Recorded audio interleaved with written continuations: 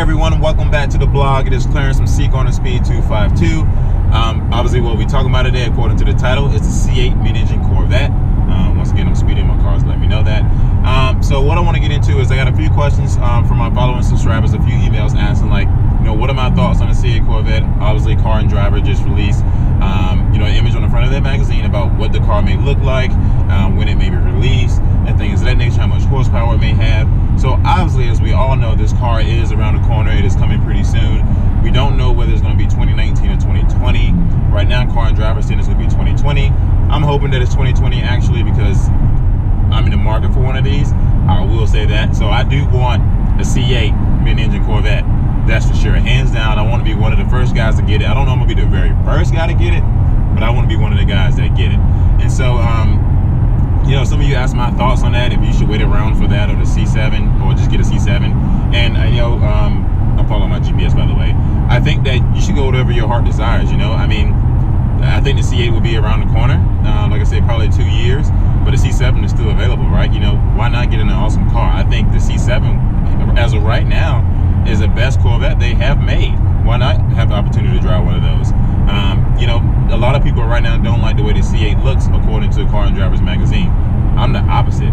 I personally like the way it looks on the magazine, and I say this because when the ZR1 came out and Car and Driver put it on the front of the magazine and said, you know, it had 750 horsepower, we kind of all had an idea what the ZR1 was going to look like. Why? Based off the C7 generations, like, you know, the Z06 and Experience Sport and the Stingray. We had an idea in our head of what it looked like. As far as the Car and Driver picture goes regarding the C8, no one knows what it looks like. We've seen spy shots. We all seen the same spy shots. We all seen the same images that has been posted on numerous YouTube videos online. But truly, deep down, we all don't know exactly what it looks like. I mean, a lot of people say it looked like a spaceship, it looked like a bubble, it looked like an older, you know, Ferrari and things of that nature. But once again, Chevy has made a video proving that when they wrap the cars up with camouflage to keep us from knowing exactly what it looks like, they can tack on a bunch of things. And who's saying they're not doing the same thing to the C8 to kind of fool us, you know, trick us by the eyes or whatever. So, you know, right now, based off the photo that they put on Car and Driver, I don't dislike it. Now, do I say I like it 100%? No. But I like it because I know that C8 Mid Engine Corvette is around the corner. And I think based off everything we've seen so far, to me it looks pretty decent, especially from the camo camouflage. And actually, take that in effect, when we seen the camo out on the, you know, the track or whatever the case may be, out on the roads when it was at McDonald's, it didn't look as bulky as the photo did in Car and Driver. So Car and Driver right now is pretty much just going off whatever they think it is. And I'm sure they have some side of insight from Chevrolet, but we don't have the actual photo. So based off that, you know, you can't really say you like it or dislike it. Am I still planning to get one? Heck yeah. Do I still want to see this thing in person? Heck yeah. Do I want to bring one for the channel for all of you? Heck yeah. So at the end of the day, I want a C8 Mid Engine Corvette. I mean, it'll be, as far as the price range goes, I think it's going to range, in my opinion, anywhere between the low end of $65,000 to the high end of $85,000 for the base model.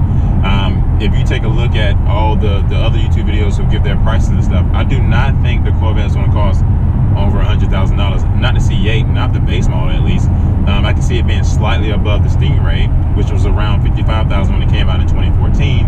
And I'm projecting the same thing as far as price-wise. It'll probably be around $65,000 to $85,000 for the base model. I don't think they're going to release a Z06 in the first year of dropping this car. Now, I do know with the C7 generation, they released a Z06 in 2015, and they released a Z06 in 2016, and that was in 2014 is when the Stingray first came out.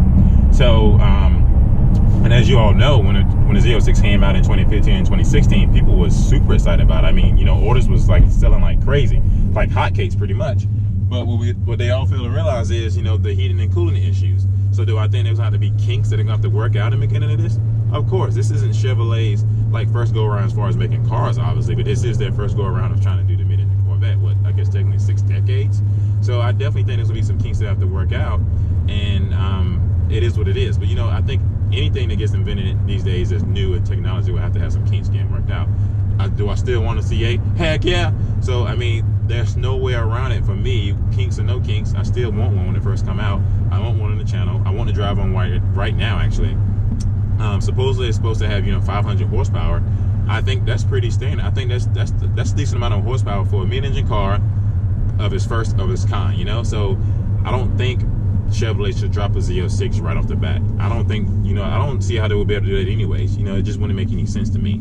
I have seen photos of the ZR1 compared to the mid-engine Corvette, and what you can take a look at is the rotors. And I get that information from Cars, Cost, and Technology. He's an awesome guy. I enjoy talking to him a lot as well. But he kind of, in that video, he made you feel like this mid-engine Corvette will be a base model based off the size of the rotors. Now, that's another photo that we all seen and looked at. Do we know exactly? No, because Chevrolet still is keeping things under wraps. But I do think that Chevrolet is slowly but surely leaking things out for us. It kind of gives an idea of what this car may look like, what it may entail, what it may have, just to get our hopes up. And just, I'm hoping Chevrolet kills it. I mean, I doubt Chevrolet watches my YouTube channel. Anybody from the Chevrolet department over there in Bowling Green plant, whatever the case may be, I doubt they watch my YouTube channel. But if you are watching this, like everyone else said, you can't fail. There's no way that you can drop the ball on this. This is a one-in-a-lifetime type opportunity for Chevrolet, and you got a lot of people that's already saying that they want the car, and a lot of people saying they don't want the car. So you can't drop the ball. The people that don't want the car, you got to make them want the car, and the people that want the car, you got to make them want it even more. So this got to be an A+. I can tell you that. Can't be a B-, can't be a C-. It has to be an A+, all the way through and through. So I'm excited. I'm excited overall to see what this car looks like, to see the performance, see what it gives. I know some people mentioned that it may have an all-wheel drive. If that's the case, then that's even better, because as you all know, I just recently test drove an all-wheel drive Lamborghini, and boy, did that thing drive amazing. And I think that was actually a 2009 Lamborghini. So imagine what the 2015 and above Lamborghinis drive like. And some people ask me, how does that car drive compared to a C7 Corvette? I personally don't think you can compare the two. I think they both sound good, but to have the engine sound right behind you was amazing. Now, obviously, a C7 Corvette is an all-wheel drive, so that's another difference between, driving a Lamborghini and driving a C7 Corvette. But back to the C8. If it is an all-wheel drive, I'm down for it. I'm down for it. So at the end of the day, what do I think about the C8 Mid Engine Corvette based off the car and driving photo? I like it. I don't dislike it, because right now no one knows exactly what this car looked like except the people that work for Chevrolet.